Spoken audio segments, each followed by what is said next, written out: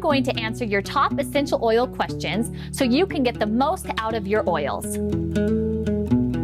Hey guys, Retha here again for Plant Therapy's 15 most asked essential oil questions. Today, we're tackling one of our biggest topics and a question we get almost every day. Are essential oils safe to use during pregnancy? The answer is yes, as long as you do it carefully.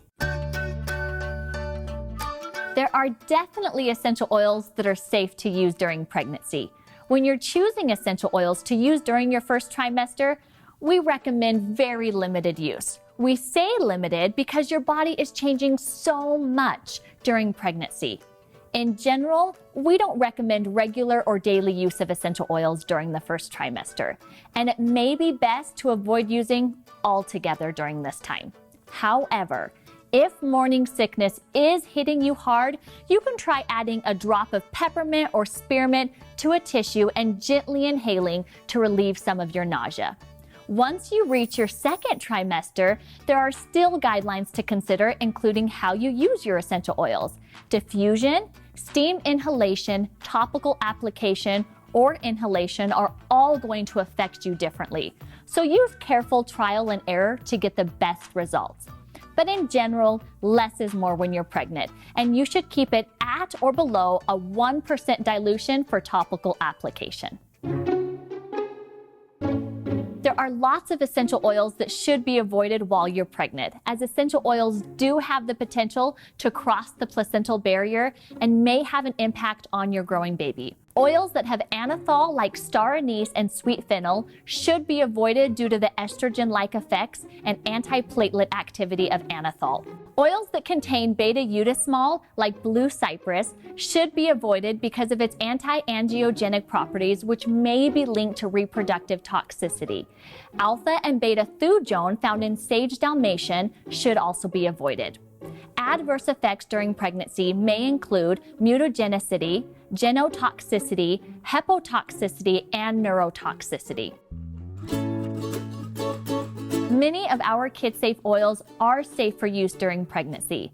The biggest exceptions include blue cypress, as I mentioned earlier, and clary sage, as it may cause uterine contractions. So, what should you use for common pregnancy-related issues? Here's a run-through of some of the most common pregnancy-related concerns and our favorite essential oils to use for them. Both peppermint and spearmint essential oils are safe to use while pregnant and can be incredibly helpful for morning sickness. Another option would be our kid-safe Tummy All Better. My favorite way to use these oils for nausea is in a personal inhaler. Just add 10 to 15 drops of your essential oil of choice and inhale when you need some relief. Both our kid-safe Sweet Dreams and Sweet Slumber are safe to use during pregnancy.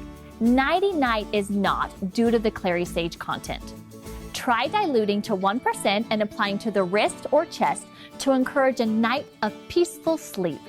Single oils like Roman chamomile, lavender, marjoram sweet, or sandalwood are also great choices.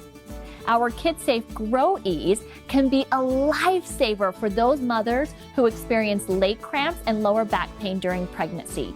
To use, dilute to 1% and have your partner massage into the sore area. Staying alert and finding the energy to keep you going can be really difficult during your pregnancy. So, for a bit of a boost, try adding 5 drops of lemon and 5 drops of spearmint to a personal inhaler and use when you need a little energy. You can absolutely use essential oils to help you with your labor. A few good ideas during labor are: 1. Use an aromatherapy inhaler.